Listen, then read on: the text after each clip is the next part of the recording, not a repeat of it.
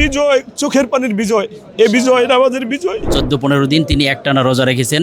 বিভিন্ন দেশের প্রেসিডেন্টরা আমাদেরকে সম্মাননা দিচ্ছে, কিন্তু আমাদের নিজ দেশের প্রধানমন্ত্রীরা কেন আমাদেরকে সম্মান করতেছে না? এটা আমার তাদের কাছে প্রশ্ন।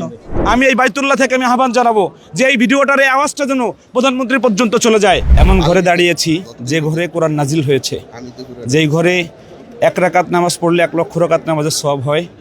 এই ঘরে আর রায়হান মাদ্রাসার ছাত্র আজকে কোরআন দিয়ে বিশ্বজয় করেছে 133টা দেশের মধ্যে।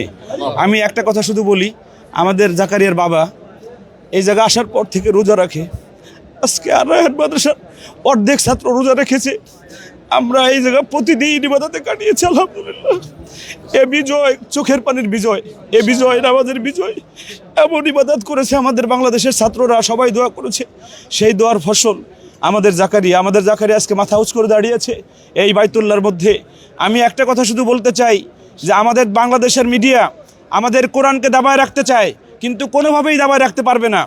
মাত্র 1 সপ্তাহ আগে একটা টেস্ট মাত্র জয় করেছে আমাদের মাননীয় প্রধানমন্ত্রী। আমরা দেখেছি যে উনি ভিডিও কলে ওই খেলোয়াড়দের সঙ্গে কথা বলেছে, যেখানে দুনিয়ার পৃথিবীর আখিরাতের কোনো লাভ নাই। 95% মুসলমানের দেশে আজকে বাইতুল্লাহর মধ্যে 133 দেশকে পিছনে ফেলায় 1 নম্বর হয়েছে। আমরা দেখতে চাই যে মাননীয় প্রধানমন্ত্রী জাকারিয়াকে সংবর্ধনা দিয়েছে, আমরা দেখতে চাই, ঠিক না ঠিক? আমরা দেখতে চাই যে এই কোরআনের বিশ্বজয়কে যেন বাংলাদেশের প্রত্যেকটা মিডিয়া যেন ধরে। যেরকম একটা খেলোয়াড় মাত্র একটা দেশকে একটা ম্যাচে হারাইছে, প্রধানমন্ত্রী ভিডিও কল দিয়েছেন। আমি এই বাইতুল্লাহ থেকে আমি আহ্বান জানাবো যে এই ভিডিওটার এই আওয়াজটা যেন প্রধানমন্ত্রী পর্যন্ত চলে যায়। মেহেরবানি করে আপনারা সবাই এমনভাবে ছড়ান এই বিশ্ব কোরআনের এই প্রতিযোগিতাকে। নুরুদ্দিন জাকারিয়া 10 কিরাত পড়তেছে আলহামদুলিল্লাহ, 3 কিরাত শেষ হয়ে গিয়েছে। আপনারা সবাই বলেন আল্লাহুম্মা আমিন।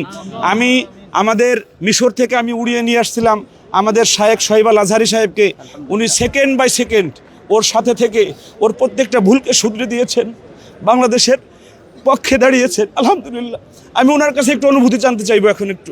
আলহামদুলিল্লাহ, সুম্মা আলহামদুলিল্লাহ। আল্লাহ তাআলা শুকরিয়া আদায় করে আসলে শেষ হবে না যে আল্লাহ রাব্বুল আলামিন আমাদেরকে এই কোরআনের এই বিজয়, বাংলাদেশের পতাকাকে এই পবিত্র হারাম শরীফে উড্ডয়ন করার তৌফিক দান করেছেন। এই আমাদের ছোট ছোট খুদে হাফেজদের তাদের এই প্রতিভার কারণে আল্লাহ রাব্বুল আলামিন আমাদেরকে এই পবিত্র কাবা শরীফে, এই হারাম শরীফে এরকম ভালো এত সুন্দর একটি রেজাল্ট আমাদেরকে এনে দিয়েছেন। এজন্য অনেক অনেক শুকরিয়া। আর এই ধারাবাহিকতা আপনারা দেখছেন সৌদিতে শুধুমাত্র এবার নয়, 1টি নয়, 2টি নয়, 4টি বিজয় আল্লাহ তাআলা আমাদেরকে দিয়েছেন এই এবছরের প্রতিযোগিতায় আলহামদুলিল্লাহ। আমি শুরুলগ্ন থেকে জাকারিয়ার সাথে এখানে কম্পিটিশনে ছিলাম। প্রতিটি যেভাবে আমাদের মুফতি আব্দুল কাইয়ুম মোল্লা সাহেব বলেছেন, হোটেলে আমরা একটা সেকেন্ড সময় নষ্ট করি নাই। জাকারিয়ার আব্বু এখানে আছেন, তিনি আসার পর থেকে দ্বিতীয় দিন থেকে এই প্রায় 14-15 দিন তিনি একটানা রোজা রেখেছেন। বাংলাদেশে আর রায়হান ইন্টারন্যাশনাল মাদ্রাসার ছাত্ররা প্রায় দিনই, যেদিন সে পরীক্ষা দিয়েছেন সেদিন 500 ছাত্র তারা একসাথে রোজা রেখেছেন এবং আমরা এখানে ইবাদতের মধ্যে কাটিয়েছি আলহামদুলিল্লাহ। এবং আল্লাহ তাআলা আমাদের সেই মহান বিজয় আল্লাহ তাআলা এনে দিয়েছেন। এজন্য আরেকটি বিষয় আমি বলতে চাই, বাংলাদেশের এই যে আমাদের বিজয় শুধুমাত্র কোরআনে কারীমের 15 পারা গ্রুপ, 30 পারা গ্রুপে আমরা নিয়মিত অর্জন করছি আলহামদুলিল্লাহ। কিন্তু পরবর্তীতে আমরা দেখতে চাই, আমি এখানে যখন এখানের যাদের দায়িত্বশীল আছেন তারা আমাদেরকে বলছেন, তোমরা বাংলাদেশ কোরআনের দেশ, তোমরা শুধুমাত্র 15 পারা গ্রুপ, 30 পারা গ্রুপে অংশগ্রহণ করলে হবে না। পরবর্তীতে বিশেষ করে আগামী বছর আমি দেখতে চাই তাফসিরে এবং 7 কেরাত 10 কেরাতে বাংলাদেশের এই যে প্রতিযোগীরা তারা অংশগ্রহণ করবেন এবং পুরস্কার ছিনিয়ে নিয়ে আসবেন। আল্লাহ তাআলা আমাদের এই বাংলাদেশের এই ধারাবাহিকতা আল্লাহ তাআলা বজায় রাখুন, আমিন। আমাদের আরেকজন প্রতিযোগী 30 পারা গ্রুপের আমাদের মাহমুদুল হাসান আশরাফি, ওই দিন ওর তিলাওয়াত শুনে আমার কলিজাটা একদম লড়া দিয়েছে আলহামদুলিল্লাহ। আমাদের মাহমুদুল হাসান আশরাফি মার্কাজুল মদিনার ছাত্র, সে 3য় হয়েছে সারা পৃথিবীর মধ্যে 133 দেশের মধ্যে। আমরা মার্কাজুল মদিনার যে প্রধান শিক্ষক মোহতামিম, তার কাছ থেকে একটু অনুভূতি শুনে আসি আমরা। আসসালামু আলাইকুম রাহমাতুল্লাহি ওয়া বারাকাতুহু।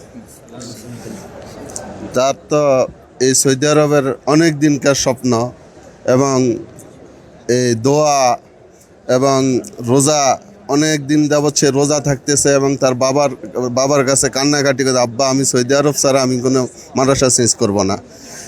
তার এই কান্নাকাটির মাধ্যমে আল্লাহ তাআলা আমি মনে করি যে এই বিজয় আমাদেরকে আল্লাহ দান করেছে।